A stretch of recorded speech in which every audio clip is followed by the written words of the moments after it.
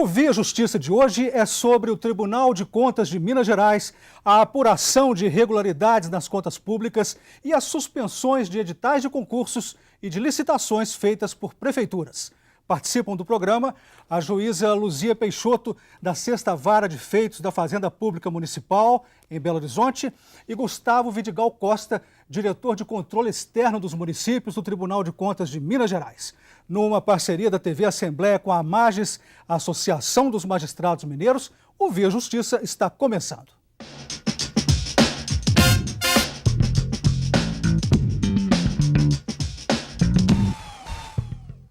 O TCE mineiro suspendeu licitações de quase 123 milhões de reais e barrou 104 editais de janeiro a outubro do ano passado. Essas suspensões atingiram mais de 90% das prefeituras de Minas Gerais. Os dados são do TCE. Todos os editais apresentavam problemas que poderiam render danos ao erário. Doutor Gustavo, por que e como isso acontece? Basicamente, é a ausência de planejamento, porque a restrição da competitividade é um dos principais problemas dos editais de licitação. Você tem a contratação pública, você tem que, no momento que você vai contratar, irá contratar, você tem que estabelecer certos requisitos. O que as prefeituras têm feito ultimamente? Elas têm restringindo a possibilidade de outras empresas participarem. E ao restringir a participação dessas empresas, ela impossibilita atingir o melhor preço. Consequentemente, esse edital de licitação ele é suspenso. É um dos motivos principais. Outro motivo principal também é a questão do preço. Geralmente, quando é feita a estimativa de preço no edital de licitação, esse preço está acima. Ou, no momento que você restringe a própria competitividade, você não consegue atingir esse preço. É um dos principais problemas, a restrição da participação de empresas nas contratações públicas. Doutora Luzia, tem chegado muitas ações nesse sentido no Judiciário? Sim. Sempre existem impugnações às licitações já em andamento. Né, o edital já em andamento e as empresas, os próprios participantes, eles reclamam, né, ou por questões de habilitação ou qualificação técnica pela escolha do edital. Doutor Gustavo, só diria então, pelo que o senhor afirmou aí, que não se trata de corrupção, mas de despreparo do gestor, seria isso? Basicamente. Por que despreparo? Despreparo combinado com a ausência de planejamento. O gestor público tem que entender que no momento em que ele inicia o mandato, ele tem que planejar adequadamente quais serão as suas ações, quais são a implementação de políticas públicas. No momento que ele faz no improviso, acorda de manhã, vou construir um posto de saúde, ou vou contratar uma ambulância, tais improvisos eles acarretam o quê? Uma má gestão do contrato, uma má gestão da elaboração dos editais de licitação. Consequentemente, a equipe que prepara o edital, ela tem que pesquisar o mercado, verificar o preço, especificar adequadamente o edital de licitação, perceber quais são as empresas que poderiam atender a essa necessidade e com essa ausência de planejamento, com essa má gestão, ela acarreta a suspensão.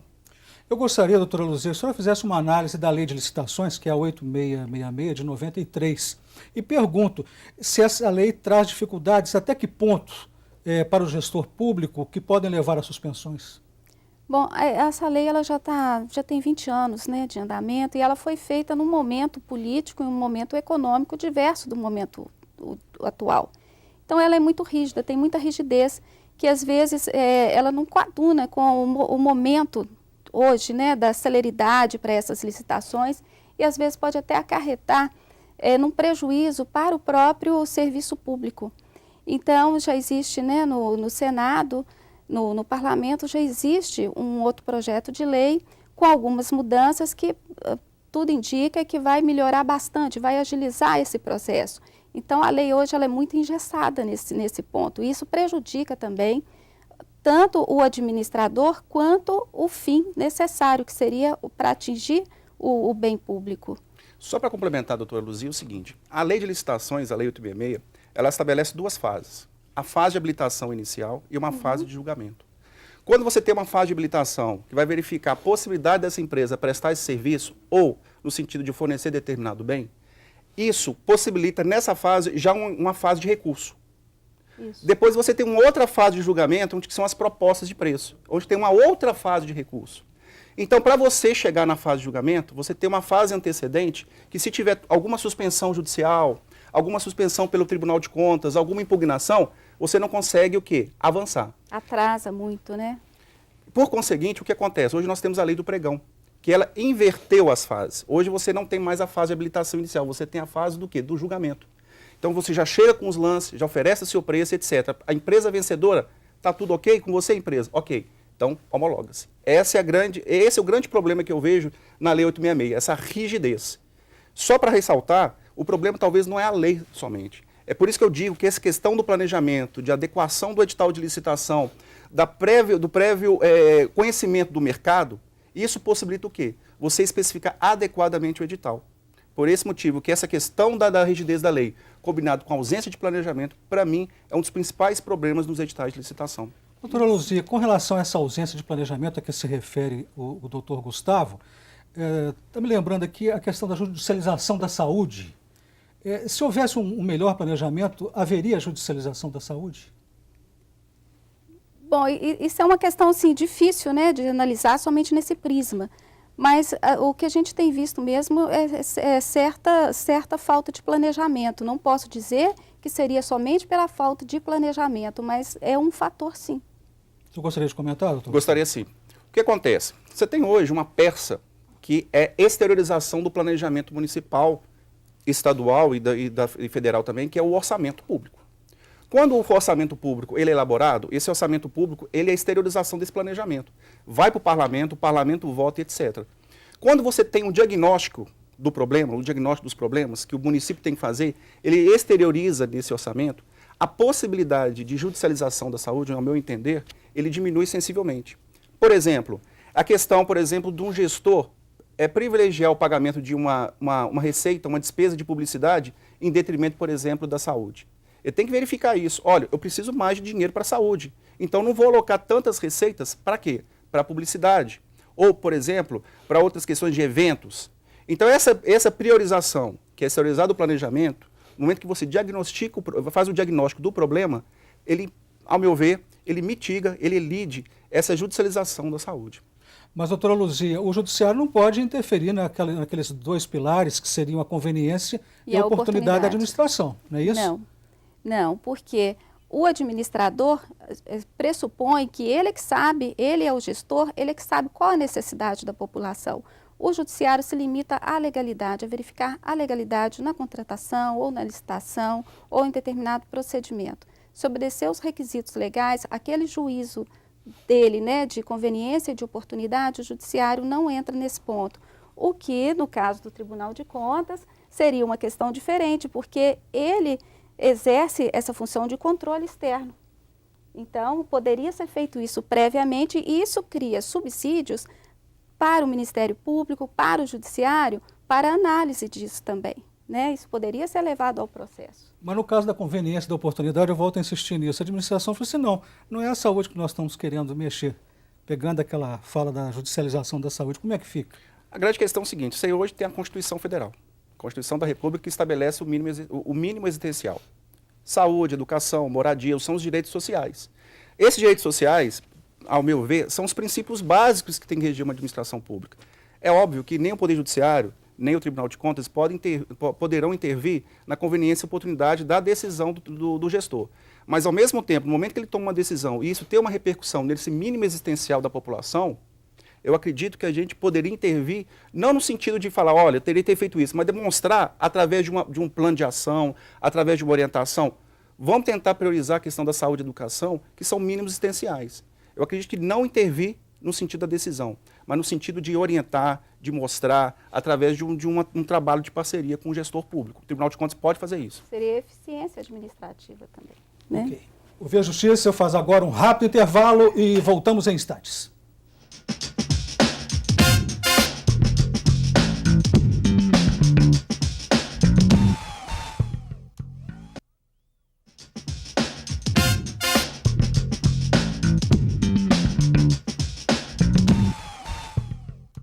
O Via Justiça e a fiscalização das contas públicas pelo Tribunal de Contas de Minas Gerais.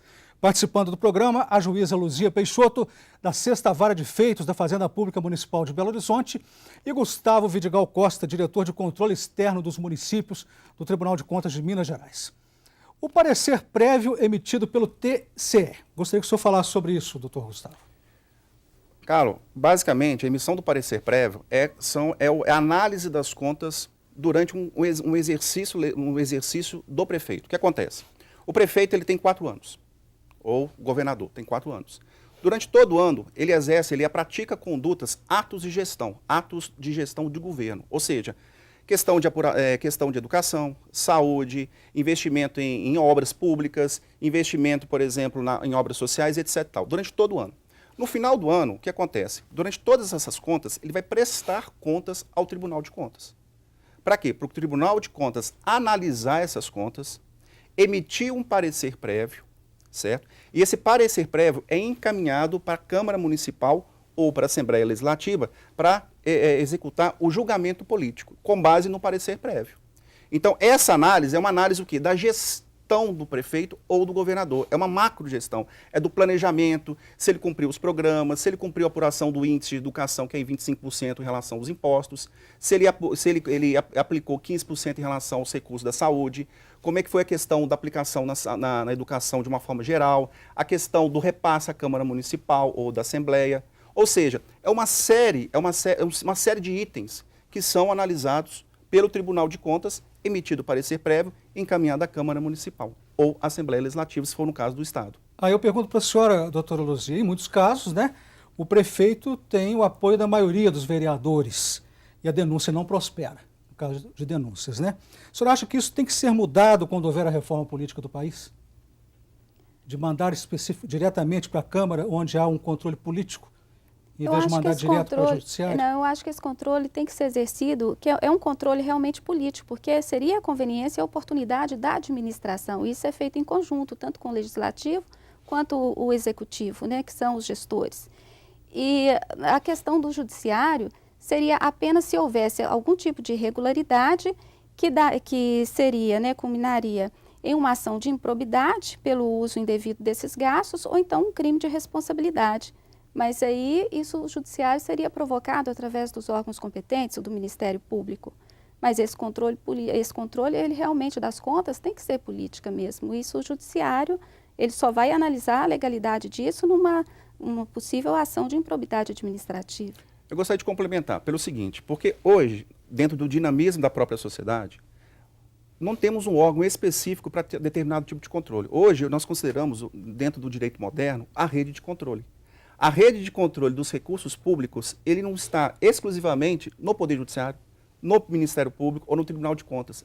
Ele é o quê? É uma rede que você tem Poder Judiciário, Tribunal de Contas, Ministério Público, as controladorias internas dos municípios, dos estados e da União, que é a CGU, CGE, etc. E a própria sociedade. É uma rede, porque não só o Poder Judiciário tem condições de fiscalizar todo o Brasil ou Minas Gerais, não só o Tribunal de Contas não tem condição, como o Ministério Público. É uma rede de controle que eles têm que ser entrelaçados. Esse é o objetivo principal desse controle. Então, essa denúncia, por exemplo, o tribunal não faz simplesmente emissão do parecer. Ele julga contas também de gestores, por exemplo, de regimes próprios de previdência. Ele analisa editais de licitação, editais de concurso público, a deflagração de inspeções e auditorias in loco nos municípios. Então, uma rede, e em alguns momentos é encaminhado para o Ministério Público Estadual, para o Poder Judiciário através de prestação de informações. Ou seja, é uma rede de controle dos recursos públicos. A senhora acha, doutora Luzia, como alguns dizem, que o povo não tem meios eficazes de fiscalizar o gasto do dinheiro público? Bom, assim, pela nova lei de licitação, eu acho que isso vai possibilitar muito controle, né? Muitas coisas também. E hoje a sociedade também, ela é mais atuante. Então, acho que tem que haver uma politização. Porque se a sociedade quiser, ela pode sim participar disso, porque o fato dessas contas serem aprovadas no Legislativo, né, na Câmara, então isso também tem uma participação da sociedade, são representantes da sociedade que estão ali. Então, eu acho que a sociedade ela tem meios sim, né? O que é necessário é que haja mais transparência, mais publicidade nesses gastos. Queria que o senhor falasse sobre isso, essa participação popular nessa fiscalização, fiscalização direta, cidadão, o gasto da coisa. Importantíssimo. Controle social, a participação da sociedade na gestão, no controle dos recursos públicos é importantíssimo. Exemplo, hoje nós temos uma lei da lei de transparência, que os gestores públicos têm que divulgar o quê? As suas receitas, as suas despesas, relação de licitações, etc. Tal. Nós temos o quê? A lei também de transparência, que tem que divulgar todo e qualquer tipo de informação. O próprio Tribunal de Contas, dentro do seu site, nós temos um sistema chamado GeObras, em que o cidadão pode tirar uma foto, por exemplo, da obra do seu município, encaminhar através desse site, por exemplo, do sítio eletrônico do Tribunal de Contas, para que um órgão específico lá, que é de engenharia e perícia, analisar. Nós temos hoje um sistema no tribunal, que é o SICOM, que é o Sistema de Acompanhamento, que é o recebimento das informações dos gestores, porque nós iremos acompanhar. A própria população, através de denúncias também, junto ao Tribunal de Contas, que é importantíssimo. Então, hoje nós temos uma série de organizações não governamentais que estão organizadas no sentido de divulgar essas informações.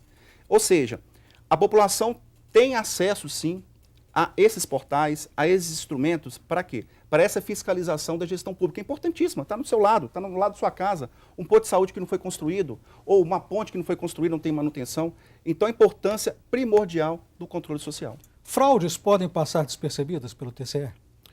Fraudes podem passar despercebidas em qualquer órgão, porque quando uma pessoa ela age de má fé, ela pode utilizar essa má fé para tentar fraudar.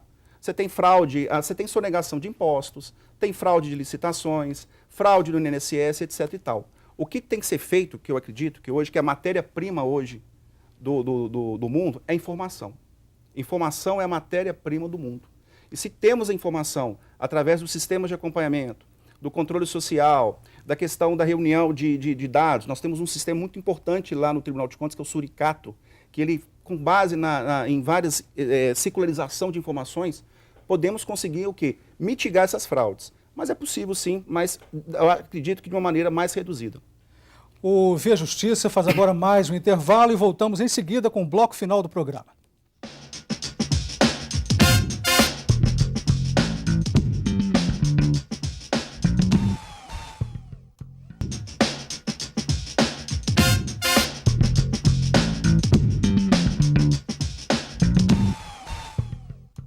O Via Justiça de hoje com um balanço das ações do TCE de Minas Gerais nas fiscalizações das contas públicas. Nossos convidados, a juíza Luzia Peixoto, da 6ª Vara de Feitos da Fazenda Pública Municipal de Belo Horizonte, e Gustavo Vidigal Costa, diretor de controle externo dos municípios do TCE de Minas Gerais.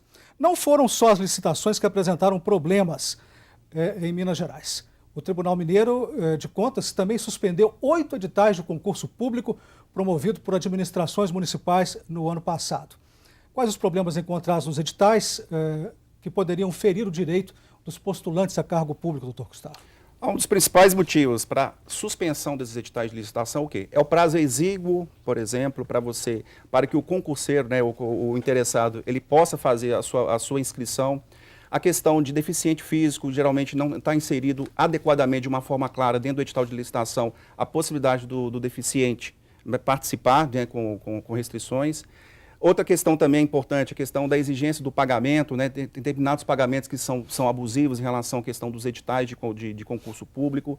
Ou seja, a própria contratação da empresa para promover o concurso público também tem algumas máculas, tem algumas irregularidades que acarretam essa suspensão do concurso público. Doutora Luzia, eu pergunto para a senhora, existe o Ministério Público junto ao Tribunal de Contas, específico, né? E o Tribunal, o Ministério Público Estadual. Desses dois, qual deles chega ao Judiciário? Os dois chegam juntos ou cada um pode chegar separadamente? Não, seria o Ministério Público Estadual mesmo, porque o Ministério Público do Tribunal de Contas, ele tem a função dele específica, né, dentro do Tribunal de Contas. Então, no caso do processo judicial, no caso de impugnação, né, de concursos, de licitação, o Ministério Público, no caso, né, da Justiça Estadual, o Ministério Público Estadual. Quais são as denúncias que mais chegam lá para a senhora, em relação a contas públicas? Seria mesmo improbidade, no caso de licitações, ou então ou licitações em que se impugna algumas cláusulas de edital, de concorrentes, né, ou então concurso público mesmo, concurso público pelas regras do edital. Agora, no caso de condenação do gestor público, a senhora comunicaria ao TSE também a decisão, para que seja, por exemplo, cassado?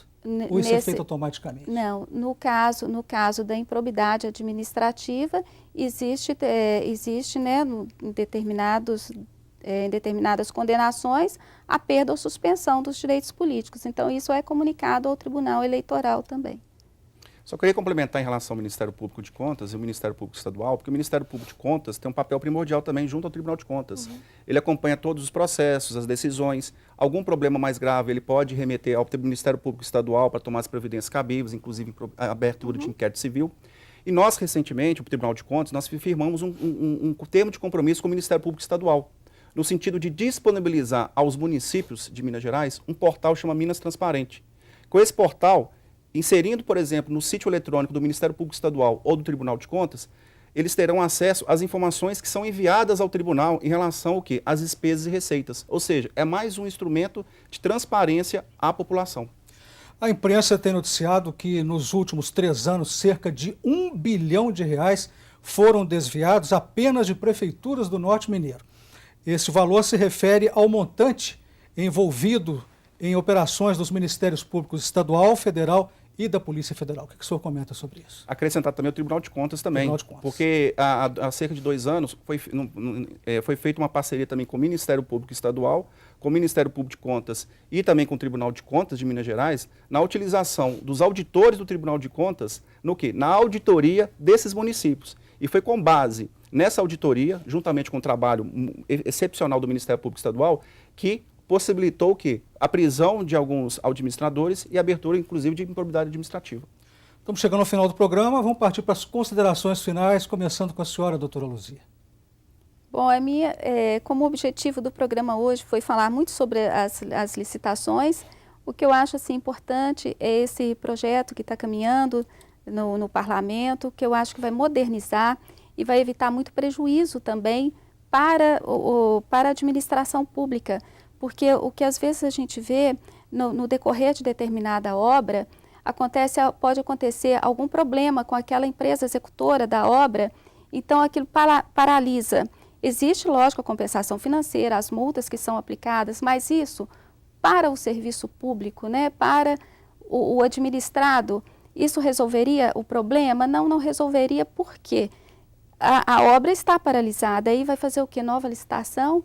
Então, seria necessário também ter um mecanismo de agilidade para terminar essa obra, ou que seja o segundo colocado, ou que se faça uma licitação múltipla, para que aquele segundo colocado ele permaneça com a obra nas mesmas condições. Então, assim, são vários critérios que a gente precisa verificar nisso para ter uma agilidade. Doutor Gustavo. Olha, o meu comentário diz respeito hoje ao momento que nós estamos passando no Brasil. A população ela quer serviços padrão FIFA de qualidade. A população quer boa saúde, boa educação, bom transporte público. Ou seja, a população está exigindo isso. E cabe a nós, órgãos de controle externo, Poder Judiciário, Tribunal de Contas, Ministério Público, controladorias, população, trabalharmos com esse intento de quê? Da boa gestão pública. E a gestão pública perpassa necessariamente pelo planejamento. Vejam hoje o que está acontecendo hoje no Brasil em relação ao planejamento das obras. Então, o principal objetivo hoje da gestão pública tem que ser planejamento e o controle externo atuar de uma forma prévia, concomitânea, posterior, para evitar o quê? Dilapidação do patrimônio público. Muito obrigado ao senhor, muito obrigado à senhora pelas participações. O Via Justiça de hoje termina aqui. Este programa é uma parceria da TV Assembleia com a MAGES, Associação dos Magistrados Mineiros. Críticas, perguntas e sugestões, fale com a produção pelo telefone 31 3079 3454 ou pelos endereços eletrônicos tv@almg.gov.br ou viajustiça@mages.com.br. Até o nosso próximo encontro.